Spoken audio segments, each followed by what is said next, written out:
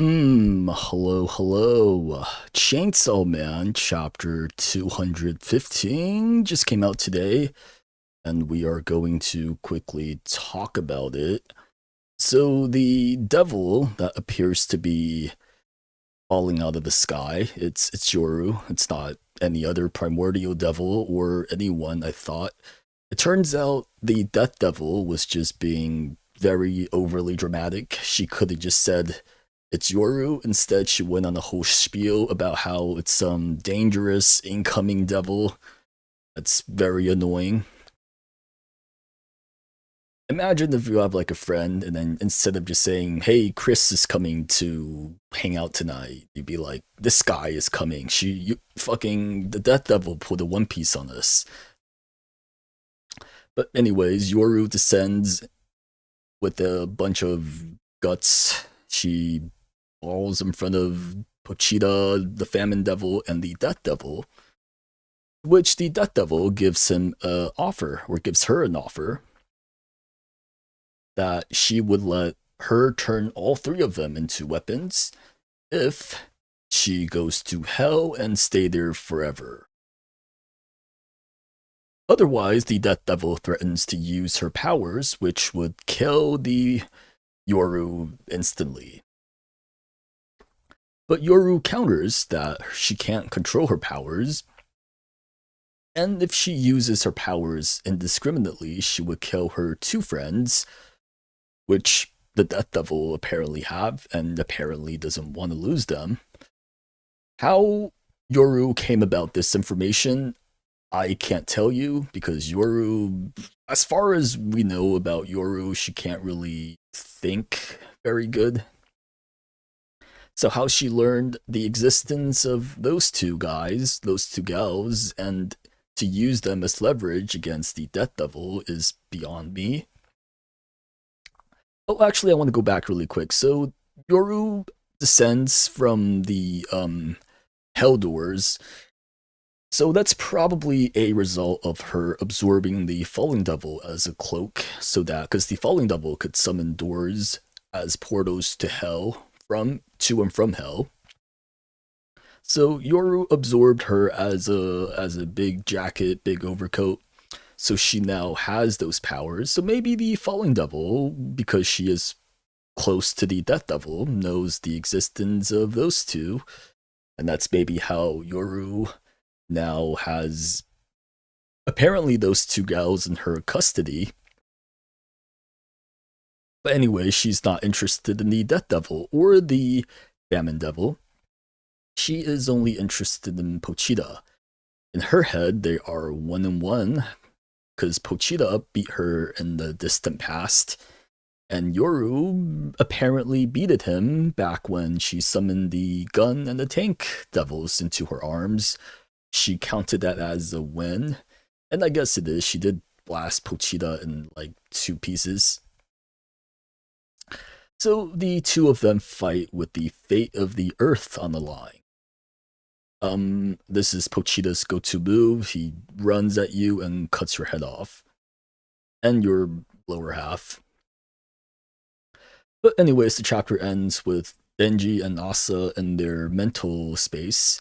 Denji is now a child again, as he usually is these days, and he finds Asa crawling in an alley, trying to reach for something. We don't know what that is, and we will probably find out in a week. But anyways, that's the end of the chapter. Here's my little drawing of Reze. She has not appeared in part 2 yet. There's a good chance she won't. Normally, I would say that like she has to for any other series, but after Fujimoto seemingly killed Nayuta, I feel anyone is fair game to not appear. But yeah, anyways, another very fast chapter.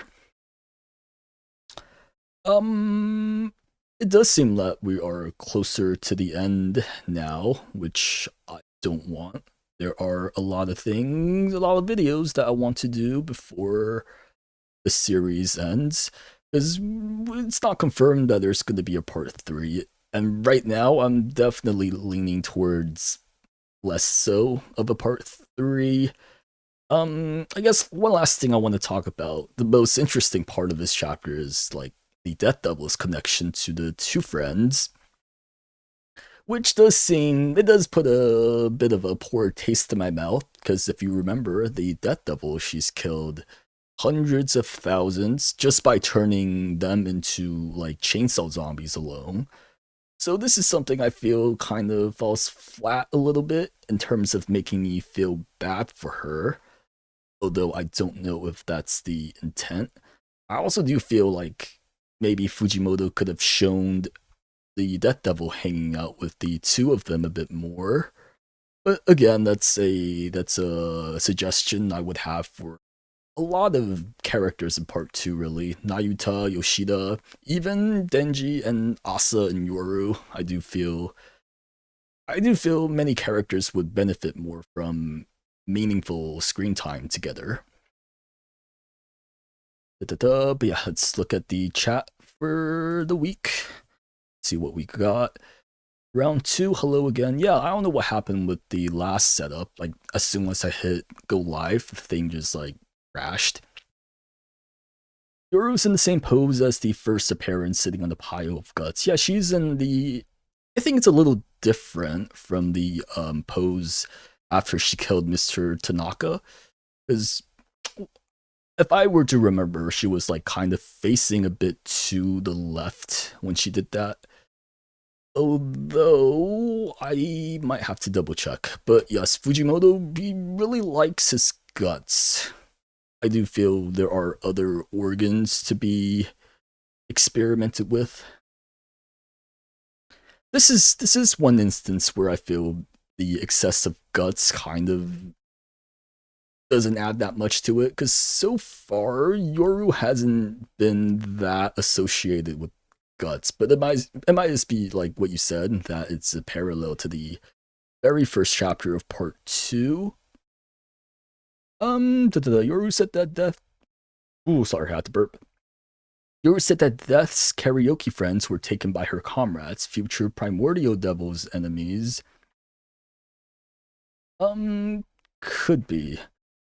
That is an interesting observation, because Yoru, she don't have comrades. She's maybe she's talking about like other weapon devils that are not hybrids, because she does have dominion over the other weapons. Or they could be hybrids, and Yoru did use them, like brainwash them forcefully. I guess all brainwashing is like forcefully. But she brainwashed them to do her bidding, like how Makima did for the weapon devils in part 1. So she overrode their human side. So it would be that actually I could see happen as like a parallel to what Makima did at the end of part 1. Because Fujimoto do like his parallels here and there. Although I do think part 2, not that many parallels so far.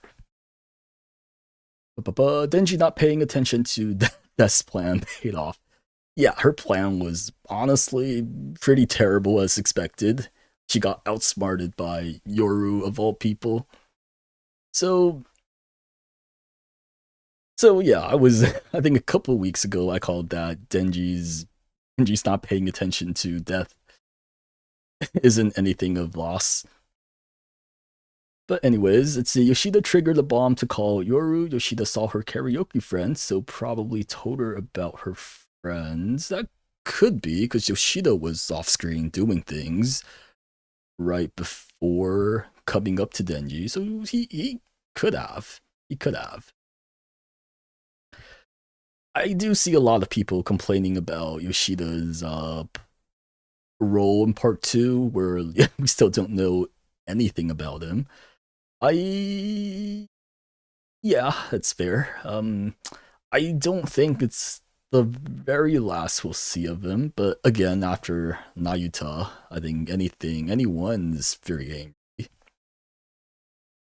Although I'm still a bit salty that Yoshida didn't have anything to do with the aging devil, apparently, because I thought that was one of my predictions, that I thought was there has to be connections there. But it turns out there's not much. Yoshida said, you can't be aging. That's foreshadowing. Fujimoto, please. But anyways, let's see, where am I? The death smiling face from Yoru looks straight up like Rei from Evangelion movie. Ooh, yeah. You talk about Evangelion a lot in here, and I still haven't watched Evangelion. I watched the first 5 minutes of it, but then it was Shinji walking from the train station to where he's supposed to go. I'm like, I can't handle the walking. I need it to be faster. One day I will definitely finish. Well, I guess start watching Evangelion. I shouldn't say finish because I barely started that.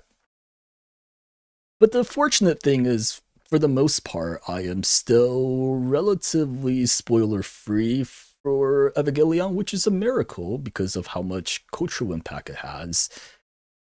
I know there is Rei, there's Asuka, and there's the MILF. I'm trying to remember her name. Starts with a fucking Misato is her name. That's the three main choices because people argue about whether they prefer Rei or Asuka, and then you got like contrarians that come in here and be like, "Oh, I love MILFs." But anyways, where was I? I like the message in the last panel. Both Denji and Asa are heading towards the same direction. Whatever they face, they'll do it together. They'll face together. That's a really good observation because my first thought was just that Denji's like staring at her ass, but Denji is a child. He is pure. And I guess it's the internalized self for both of them. Denji in his heart is still a child, whereas Asa in her heart is always failing, always fucking up. So she's on the ground crawling because she tripped as usual. So that's a good point, and it's a great mental view of how the two of them kind of see themselves. Let's see. Asa looked younger in the Denji dimension, maybe because Asa and Denji fit in their younger time of innocence before Denji took out his father and before Asa lost her mom. I actually don't think Asa look that much younger because she's still wearing her high school uniform, whereas she lost her mother in either elementary or middle school. So I don't think it's meant to be a younger representation of Asa. I think the way Fujimoto draws Asa just make her look younger. Because Yoru, she's drawn with her hair like flowing out. She has the scar on her face. Whereas Asa, her eyes are more round because she doesn't have these spirals in her iris. And then her face is her hair is like tied back. I don't know, but I do feel Asa's generally look younger in her appearance than Yoru, just because there's like less going on her face. Like the more you draw, the more it's gonna look like wrinkles. So Asa generally very clean, very simple. But yeah, let's see.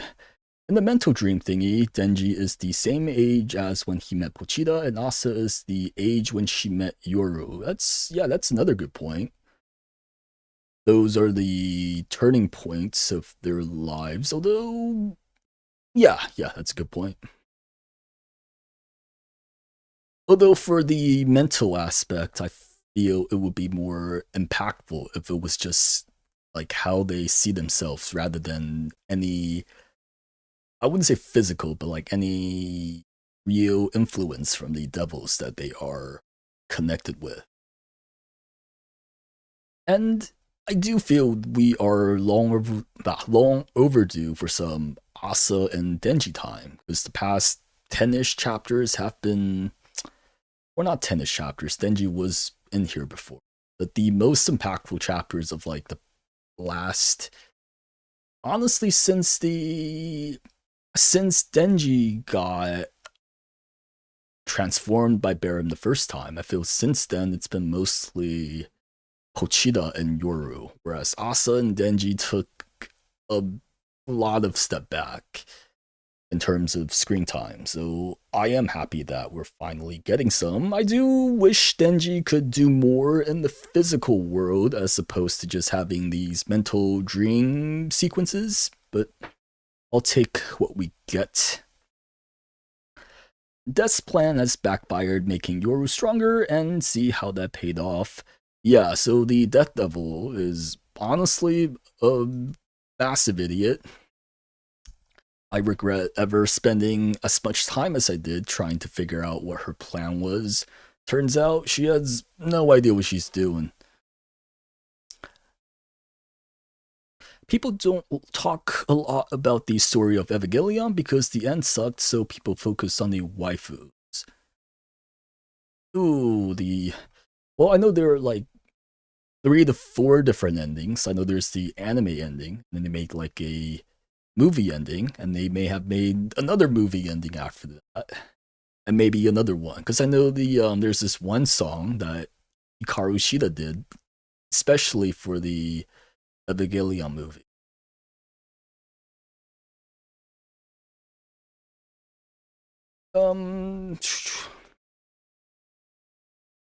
Let's see.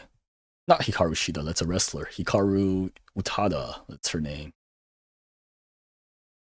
But anyways, let me see.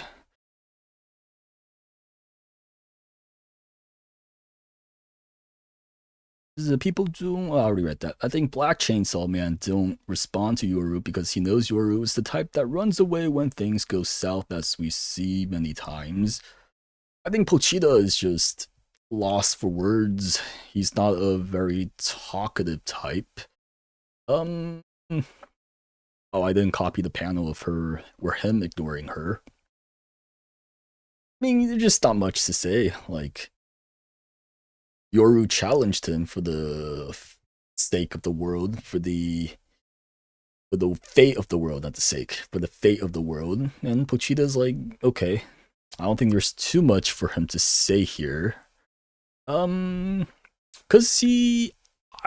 something tells me he doesn't like Yoru very much at all.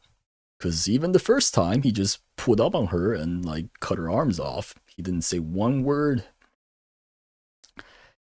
I wonder if it's if he doesn't like her because of their personal history, or if he doesn't like her because of what she's doing to Denji.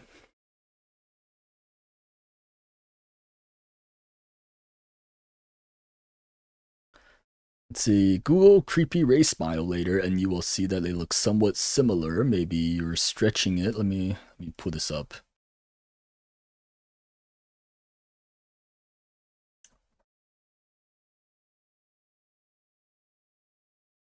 It's a beautiful smile. I don't know what you're talking about.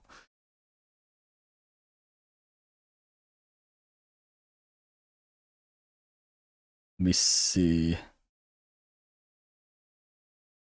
Ray smile. Oh, never mind. I see. Oh, okay, I see what you're talking about. One where she's looking up. She's like a stuffed animal in a gotcha machine when you pull her up. Yeah, no, I see what you mean. I'm trying to figure out which panel you're talking about. Because that's the smile in question. Maybe I should, I just noticed that she's not wearing anything under her, below her head. Maybe I should erase part of that for YouTube guidelines. Let me go through the chapter again really fast to see what panel specifically you're talking about.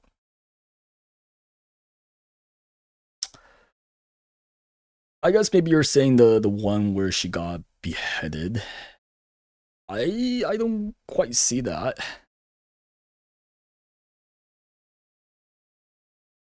But yeah, anyways, that's about the end of the chapter. Denji and Asa in the dream dimension, and Yoru and Pochita fights. Yeah, so I'm guessing logically, the rest of part 2 is just gonna be like Denji and Yoru, or I'm sorry, Pochita and Yoru figuring it out, and then they find another way to stop the Death Devil.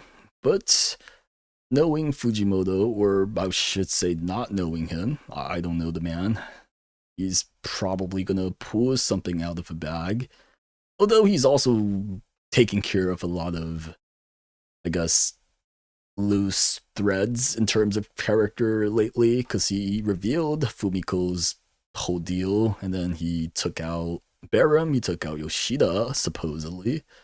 So it also does seem that he's in a bit of a rush to get part 2 over with. So, yeah, as usual, I don't know. We'll see next week. And yeah, that's all I got for now. Thanks for coming. Bye bye.